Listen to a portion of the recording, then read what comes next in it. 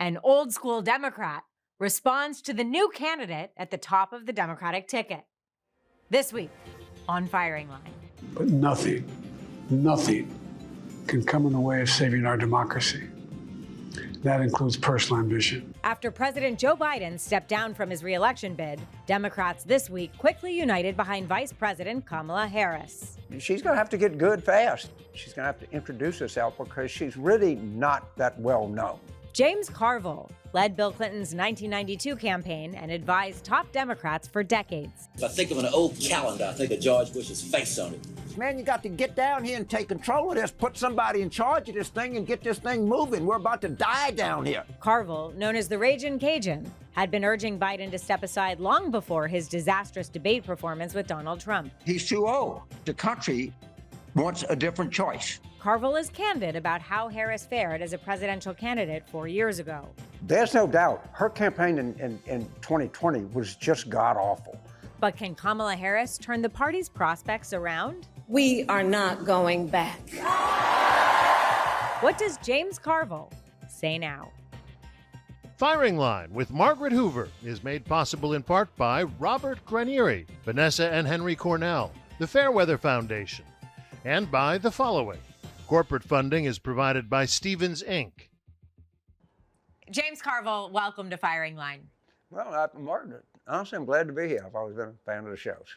You were among the first prominent Democrats to sound the alarm about President Biden's poll numbers and his ability to campaign. How do you feel now that he's dropped out? Well, I mean, I feel a great sense of relief, and you know, this sounds self-serving, but I actually think I think he's a lot happier now. I just don't think that, you know, I'm going to be 80 shortly. I'm unfortunately familiar with the kind of ravages of old age and its limitations, and like you and a few other people in the country have some idea of what that job entails. And I just never thought it was a particularly good idea. And fortunately, the president came to that conclusion. We're in a different place now. Let me ask you, I mean, within 36 hours of Vice President Kamala Harris launching her campaign, she received endorsements from enough Democratic delegates to secure the nomination. And of course, you had warned earlier this month that there should instead be a mini primary process and warned Democrats against anointing Harris as the. So have Democrats fallen in line behind Harris too quickly without considering alternatives? Well, first of all, no. Now, I will address something that I think is a problem, and that's this over-giddiness in the Democratic Party. You're in for a tough fight. I mean, it's great. I understand people feel good, but don't get ahead of yourself. You got a hard campaign ahead of you. What happened in American politics is quite simple. People did not like the choice they were given. They wanted something different, and they got something different, and they're happy about it. But that's the extent of that it means anything. It's not anything transformative, anything else. 72% of people didn't like the choice. They're glad to have a different choice. That's where we are. Sure. But there is this question about whether the Democratic Party is being anti-democratic, right? Why are you not concerned about that? Well, can I give you an honest answer? Please. That's about the stupidest argument I've ever heard. I don't know of a single Democrat that feels disenfranchised right now. I really don't. Look, what I preferred 3 weeks ago, we had an open thing and people could see the talent in the party. Yeah, but that's not to be. And, you know, what I like about all this vice presidential speculation is the choices are talented and they're abundant. And that's a good place to be. I mean, I don't have to tell you, Vice President Kamala Harris has never been highly popular. In the context of her partnership with Joe Biden. True. Her approval rating on average is actually slightly lower than Joe Biden's. So can you just explain to the uninitiated how the Democratic Party has gone from doubting her viability as a vice presidential candidate to fully embracing her as the nominee of the party to take on Trump in such a short period of time? Look, it's where we are. And people understand that. And if ifs and buts was beers and nuts, we'd all have a heck of a party. But the only people that are upset where we are non-Democrats. Democrats are actually, for the most part, pretty satisfied where we are. We appreciate everybody's concern for our party, but it's our party. And we kind of like where we are right now. And I noticed that Fox is terribly concerned that there's a lack of democracy in the Democratic Party or this or that. And, I really appreciate all y'all's concern for us, but we're actually not very unhappy people right now. Tell me about the path to 270. For Biden, it required winning Pennsylvania, Michigan, Wisconsin, those blue wall states. The Harris campaign issued a memo this week that indicated they might have some Sunbelt states in play. Is her path to 270 the same, or is it a broader map than President Biden was looking at? Look, if we're able to do better in Arizona or Georgia or North Carolina, that's great. But still, fundamentally, I see those three, Pennsylvania, Michigan, and Wisconsin, as being absolutely critical. And, hopefully we'll do what happened in 2020. We'll bring some new states along. That's certainly possible, but the basic math does not change. So what does that mean about who she picks as her vice presidential candidate? Can she expand the map or solidify the map with a vice presidential candidate? I think what you want in a vice presidential pick, as opposed to trying to get a state, is you want something that shows chemistry. I think in American politics today, people want something new and different, and hopefully she makes a pick that uses chemistry as its chief motivator and not electoral math, because I don't think electoral math works that good. Look, if the polls are right, Trump has become significantly more popular amongst Hispanics and Black men in recent years. Right. And Vice President Harris hasn't fared particularly well with Black voters, at least in her previous presidential campaign. But do you think Democrats will expect that they will perform even better this time around with a Black woman at the top of the ticket? They're not going to perform. In 2020, Black was 12% of the electorate. President Biden got like 91%. That's going to be hard to replicate. Having said that, I do think, and a lot of people do, that she's exciting people. She got 800, I saw this, was impressive, 808,000 contributions overnight, 60% plus were first-time donors. I don't know what it means, but it means something. It's a measure of enthusiasm for sure. Yeah, it's a measure of something, all right? And so there's an entire mood change, but I don't think we can count on replicating the 2020 coalition, but I'm not sure Trump can replicate his 2020 coalition either. It's always this, woe be the Democrats. The Democrats are falling apart. What happened to the Democratic Party? I got news for you. There's nothing wrong. We haven't lost an election in 2 years. Has anybody noticed that? But the whole dinner party or Republican intelligentsia is diagnosing our problem and telling us what we need to do. Well, thank you. We're doing just fine. Why don't you give advice to the Republican Party, because they can't seem to win an election? Not so sure they're taking any advice. Listen, can Vice President Harris put other demographic groups who looked like 2 weeks ago they might sit out this election? I'm thinking about Gen Z. I'm thinking about groups that were just not as motivated. Do you think she can put new groups of voters in play for this election? I think she can do better, yes, I do. I'm not sure. I don't know Gen Z from Gen Y, but Gen something or other. But generation under 30, we're not doing very well with. And what I'm going to be looking for when I read the, probably give it to next week, a week after, I'm going to see what our numbers are under 30 compared to where they were. I'm going to see our Black number, what it is and what it was, and try to compare the two in my mind. And what I'm not going to be looking for, expect to receive, is perfection, but I'm hoping to see some improvement there because we were not doing very well in those two essential parts of the Democratic coalition. If you were running this campaign, you would be noticing that Republicans are already honing their attacks against Vice President Harris as too progressive. They're pointing to her record when she ran in 2020, calling for removal of the filibuster so she could pass the Green New Deal, promising to ban fracking and offshore drilling. She had said she was open to abolishing ICE, Immigrations and Customs Enforcement, that she was open to providing health care for undocumented immigrants. The hit is going to be from the Trump campaign and from the Republicans that she is dangerously progressive. How do you advise her as a candidate now?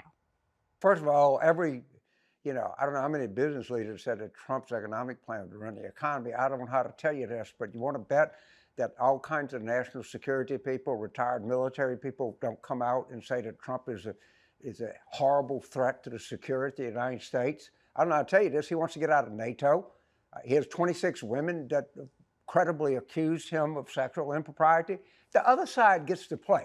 There's this whole feeling that the only people to get to play this game are the Republicans, and that the Democrats are just doomed to sit there and get beat up by them. And I know I'm not going to play that game, and I hope that she doesn't play that game. No, but how should she respond to the attacks that she's too progressive? Should she run as a centrist? I can't, you want me to respond to everyone? The fracking thing. There have been more drilling permits issued under the Biden administration than any other administration. I actually don't know if that's an accomplishment, but it's a fact. The crime rate in the United States is down and down significantly since Donald Trump was president. That's a fact, okay? I mean, we can argue anything. So you're arguing she should run as a centrist then? She should run to the center, not as a progressive? I don't know, run to the center, I don't know what that is, triangulate. I think that she has a record. She's going to have to come up with some proposals. But I think a lot of it is going to depend on her ability to define herself. And I actually think that she's going to have to introduce herself because she's really not that well known. I mean, there's a caricature of her on Fox News, but most people don't know a lot about her. And and of course, the Republicans are going to try to introduce her on their terms. I don't blame them. I do the same thing. And she's going to have to get good fast. That's all I can say. And I'm not very giddy about this. I'm not cocky at all. I think we have a tough election ahead of us. But would James Carville recommend that she run on her law and order background, even though she ran away from it in 2020 when she was in a Democratic primary? Right. I think that she should. I think one thing that she should do is she was Attorney General in California and she had a very strong record on consumer issues. I think she should announce when I'm president, there's going to be a Justice Department task force to investigate price rigging and price gouging that took place in corporate America. That's what I think. Now, people are going to say, oh, that's anti-corporate, that's anti-Wall Street, that's okay, go ahead. Well, I know. If you think these people don't rig prices, don't have cutouts and way to talk to each other, I just disagree with you. The news this week also surrounds foreign policy. Of course, Benjamin Netanyahu is in the United States. He's addressing a joint session of Congress. There's some question about whether the vice president's choice to skip that joint session of Congress is a signal or indication that she may take a different approach on the Middle East and Israel than President Biden has. What do you think? Well, first of all, my own opinion of him, he's a criminal. And I don't think that they should show up. And I think he's influenced American foreign policy to keep himself out of the penitentiary. So if you want to know the truth of the matter is, I don't think much of Bibi Netanyahu. And if I would have been her, I wouldn't have gone to listen to him speak either. Do you think her skipping the joint session of Congress can be interpreted simply as a snub to Bibi, not a change in Middle East policy or strategy from the Biden administration? Well, that's certainly the way I interpret it because I want to interpret it like this. I think this should be a Jewish state in the Eastern Mediterranean in perpetuity. But I think Bibi Netanyahu is ethical and security disaster of the first order. And we should recognize that, and U.S. foreign policy should be based on those two assumptions. Let me ask you about something you told Maureen Dowd earlier this year. You compared Harris to a great baseball player with a lot of hype and potential that fizzles out in the major leagues. Right. Has your assessment of her just sheer capability as a candidate changed? Well, a couple Or is it of things. just where we Margaret. are? First of all, I have been told by numerous people whose judgment I trust that she's really become a lot more self-confident, that she's become, much sure of herself. I saw her in Wisconsin on television, and what I generally do is I turn the sound off and just look at the visual. She looked self-confident. There's no doubt her campaign in 2020 was just god-awful. I think the problem she had is her stupid strategist said, you can't talk about being a prosecutor or an AG. So she didn't have anything to talk about. She was just out there trying to go through some laundry list of idiotic, a position. Now, actually, who she is actually kind of helpful. And I don't think she's going to have any problem talking about her being a prosecutor, being a consumer-oriented AG. That's part of the political landscape. But I hope, and the early indications are, that she's improved. I think human beings can actually grow. I know I was 80. I think I give myself a little credit in life. I've grown a little bit. I've learned something. I've acquired something I didn't have before. And am I worried that she's turns out to be not that great a candidate? But I worry about everything. But do I have reasons to believe that she's going to grow into being a good candidate? I do, yes. I have no other choice. I mean, that's all I can do is hope and pray. But I think it's based on something other than a wish. But we'll see. She's got a lot to show. I mean, she's got a big job. Right? No question about that. When Vice President George H.W. Bush was running for president, he appeared on Firing Line with William F. Buckley Jr. in a forum in 1987, and he was asked how he would differentiate himself from President Reagan. Take a look at this. What I'll tell you is, I'm not going to start, Bob, doing now that which I haven't done for 6.5, 7 years. We're here to beat Democrats, and I'm not going to go down and fine-tune differences with President Reagan. I've resisted it. I think it's just taking something we've done and building on it, not going back and retroactively trying to distance myself from the president. George H.W. Bush is one of 4 people in U.S. history who have successfully run for president as a sitting vice president. Why is this so difficult to do, James? Well, I don't know if that answer would fly today. Why not? I think we're living in a different time in 1988. And you have to be very careful because you're trying to be something new. But the advantage that she has with Trump in the race, she doesn't have to do that much to be the candidate of change. No one looks at Trump and sees a change candidate, all right? And he always talks about he wants to go back to the time that he was president. And I think Biden, I will say this very publicly, the best decision of the entire Biden presidency was just getting the hell out of Afghanistan. Just go. All right, now it was highly criticized, and all of the people said the problem with Afghanistan was the exit. And what I say is, no, it was the entrance. No one ever looked good losing a war. But she certainly would be entitled to say, I'd urge to have a more orderly timetable, and all the elites and dinner party people would love that. She might get a few Republicans, too. She might get a few Republicans, right, because Republicans get us in the war, and then they blame Democrats when Democrats get us out of wars. But I'll give Republicans credit. They got us out of Vietnam, which was the stupidest thing we ever did. And that was a different time in American politics. As nostalgic as we might be for it, it's a time that's passed, and I think the vice president's campaign is going to have to acknowledge that and adjust to it. You said recently a second Trump term could bring, quote, lawlessness on a scale we can't comprehend, Right. and potentially, quote, the end of the Constitution. It could. In the wake of the attempted assassination against President Trump, there was a call from conservatives and Republicans at the Republican National Committee to, and you saw this at the convention, at the Republicans convention, to bring down the rhetoric, to be responsible with the public rhetoric. And I wonder if you think it is exceedingly alarmist to call this next election existential, or if you really believe it, I do. unpack that for us. Why is it? Okay, let's back up. Did you listen to Trump's speech to the Republican National Committee? Every single word. Did you see anything unifying in the last 30 minutes of that speech? Because no one else did, if you did.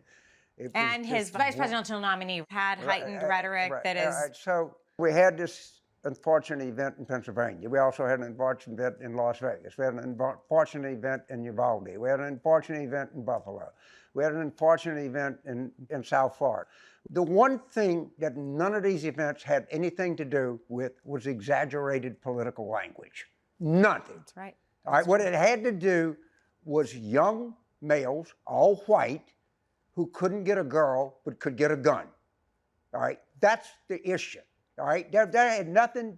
This was nothing political. It may be time to tone down the language. It may be time for all of this, but these shootings have everything to do with access to guns that, by the way, were outlawed from 1994 to 2004.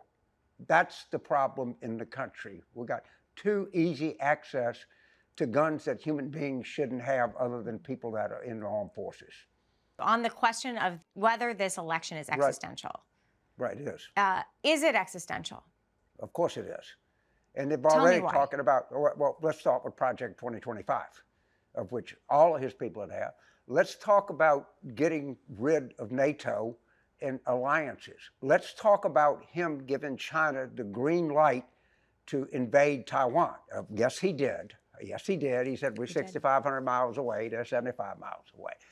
And if you don't think that these alliances are critical to the United States, or that the chip manufacturing that goes on in Taiwan is essential to everything we do in the United States, if you don't think our relationships with Western Germany are critical, if you think that we ought to get rid of the federal civil service, all right, if you think being a dictator from day one, on day one, is not a threat, we're going to disagree on that.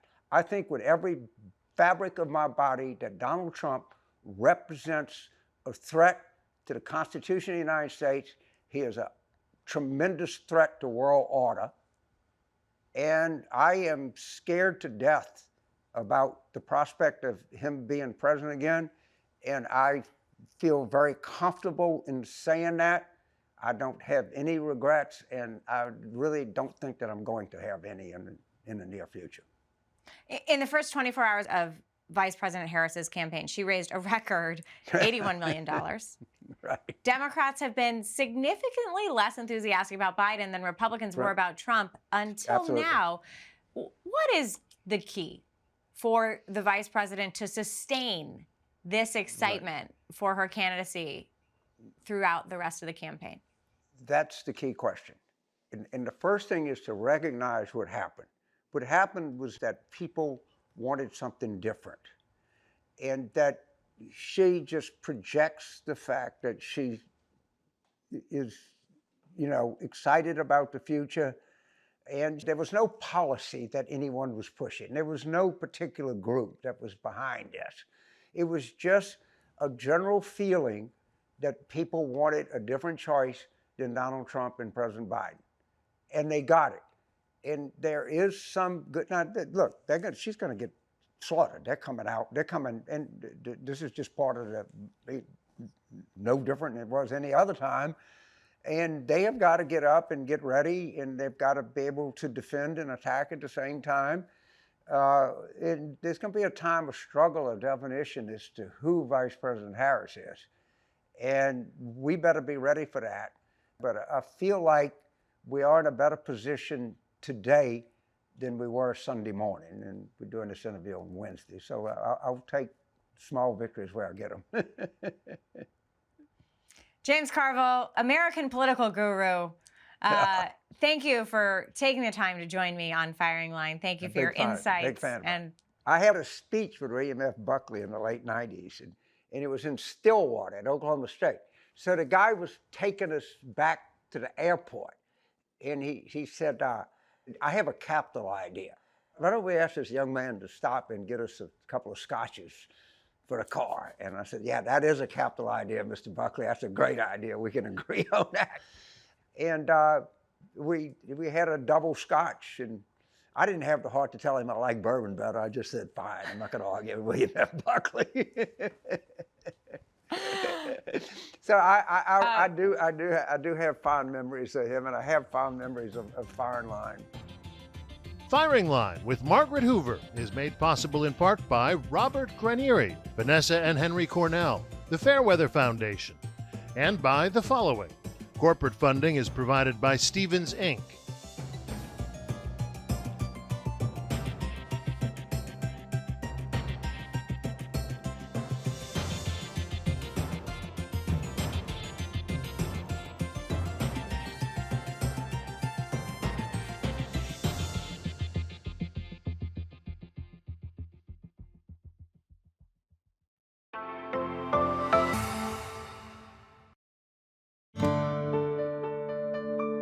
You're watching PBS.